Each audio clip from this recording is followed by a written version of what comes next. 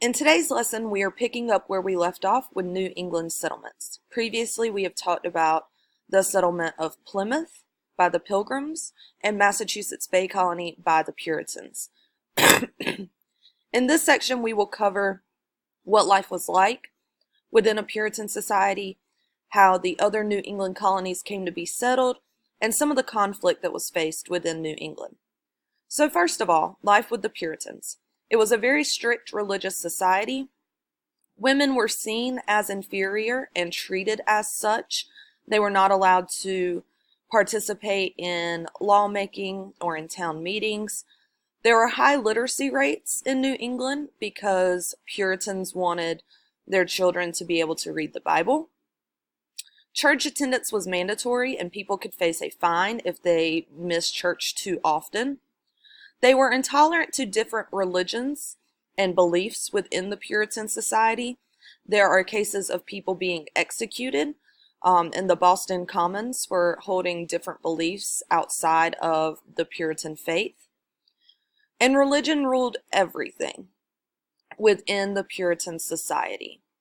If you're familiar with the novel The Scarlet Letter, that follows two adulterers in a Puritan society. People were known to be executed for things such as adultery. Things that would be seen as minor crimes for us could result in death within a Puritan society. So, one dissenter from the Puritans was a man named Roger Williams. He was banished from the Massachusetts Bay Colony in 1636, and he went south. We see Massachusetts Bay here. This is Plymouth. Here's Rhode Island, founded by Roger Williams. So the two beliefs that got him banished from Massachusetts Bay: he believed in separation of church and state, that religious leaders shouldn't also be government leaders, that you shouldn't have to be a member of the church to be able to vote. He also believed that taking land from Native Americans without compensating them for it was wrong. So, those two beliefs got him kicked out of Massachusetts Bay. He purchases land from the Narragansett Native American tribe in order to create Rhode Island. So Rhode Island is going to become the first colony within the English colonies with true religious freedom. Everyone is welcome. It is going to become a safe haven for those who are persecuted or banished from Puritan Massachusetts. Another person who questioned the Puritan beliefs was a lady named Anne Hutchinson. So she had one thing going against her already. She was a woman who was outspoken about her beliefs. Puritans believed in the idea of predestination, the idea that once you're put on the earth, it is already predetermined where you will spend the afterlife. So she was very outspoken about that belief. She said that doesn't make sense. If we are predetermined where we're supposed to go, how does the way that I live my life have any bearing on my eternal resting place? So she would have people over at her house to speak. Once the Puritan leaders found out about this, she was seen as a threat and arrested for heresy. Anne Hutchinson defended herself on trial, as we can see here in this picture. And honestly, she embarrassed the Puritan leaders because she was able to back up her beliefs and thoughts with such eloquence. So she was also banished from Massachusetts Bay. Anne Hutchinson went down to Rhode Island to join Roger Williams, but then she moved to New York, where she was, unfortunately, her and her family were killed by Native Americans. Connecticut was another colony that was formed out of disagreements with Puritan society. Connecticut was founded by a man named Thomas Hooker in 1636. The first town there was Hartford, the current capital. So Thomas Hooker was a Puritan minister. Even if you were a leader within the church, that didn't mean that you could not be banished. He disagreed with the practice of allowing only church members the right to vote.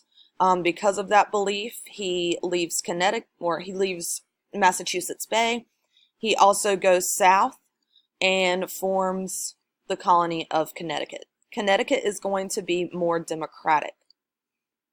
In fact, Connecticut is going to be the place where the first constitution in the entire Western Hemisphere, aka the Americas, was written.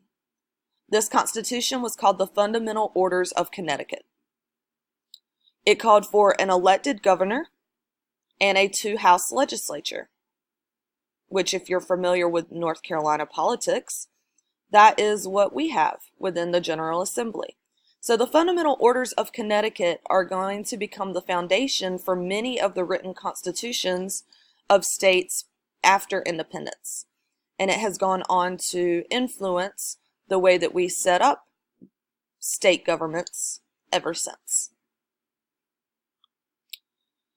New Hampshire was another colony that was settled by people leaving Massachusetts.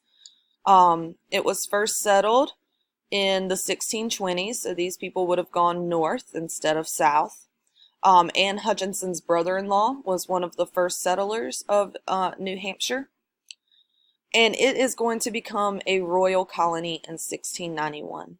Don't really have any important facts to share with you about New Hampshire other than it was settled primarily by people who were Puritans who were just leaving the Massachusetts Bay Colony. Sorry.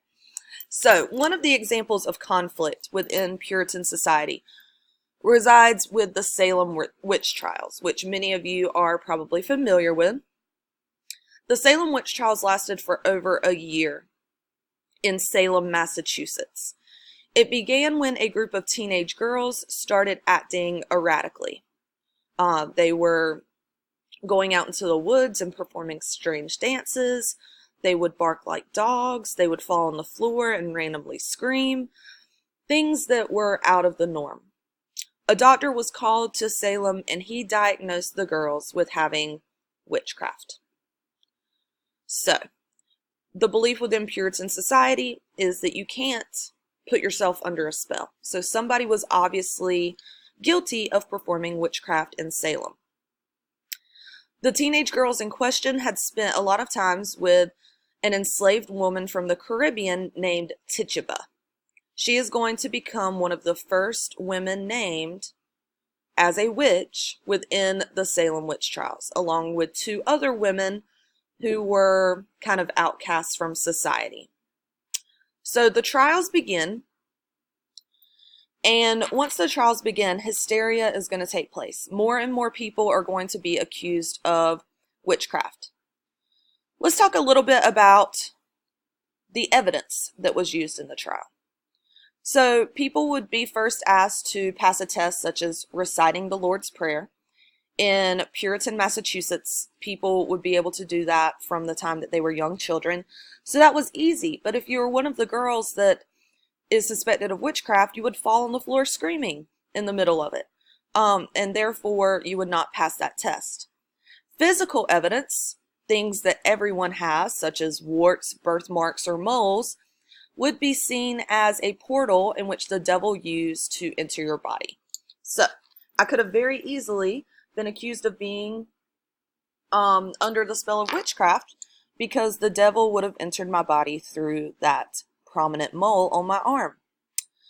Witness testimony was used, and obviously if you think about accusing people of witchcraft, it's really easy to just name anybody that you may have a disagreement with. If your neighbor was constantly getting on your nerves, well, you can now accuse them of witchcraft and force them to go on trial. Spectral evidence was based on ghost. It was believed that the devil could not possess an unwilling body. So if you saw the spirit of or a ghost of a living person, then they were obviously under the spell of the devil. The last evidence was confession. Now, it doesn't seem obvious to confess to witchcraft if you are not a witch. However, out of all of the people executed during the Salem witch trials, not a single person that confessed was one of them. So you would throw yourself on the ground, you would confess your guiltiness, and then you would pray for mercy. Usually, the people who confessed were then able to escape execution, usually by naming someone else who was associated with witchcraft. So this was a really brutal time in Salem, Massachusetts. Over the course of that year, over 20 people were executed for practicing witchcraft. One man was pressed to death under a pile of stones for refusing to testify. So really brutal methods of death as well. 2 dogs were also accused of being companions of witches, and they were executed as well. No one knows what actually happened in Salem. If we decide to rule out witchcraft as a non-logical explanation, then there are a few things left. You can consider the hardships that the Salem community had underwent, really harsh winters, Native American attacks, and say that that was the root of the hysteria. Some people even suggest that in their grain stores, their food supply, that a type of mold had started to grow, which caused hallucinations. So that argument would be that the original teenagers that were acting strangely were actually tripping off of poisonous, hallucinogenic mold. That's one theory. The most likely theory is that within a Puritan society where women were treated as inferior and were often ignored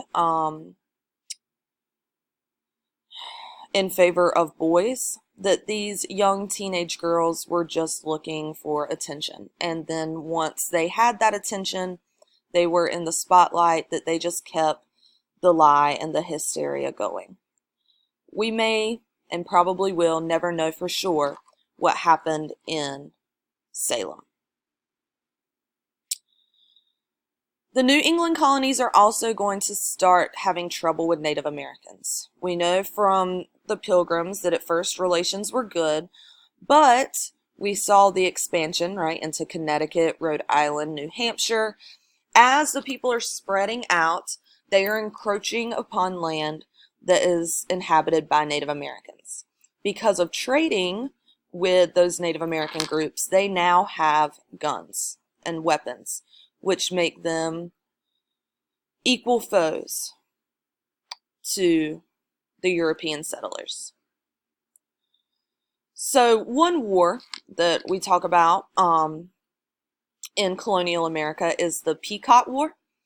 This was from 1634 to 1638, so just a few years after the settlement of the Massachusetts Bay Colony.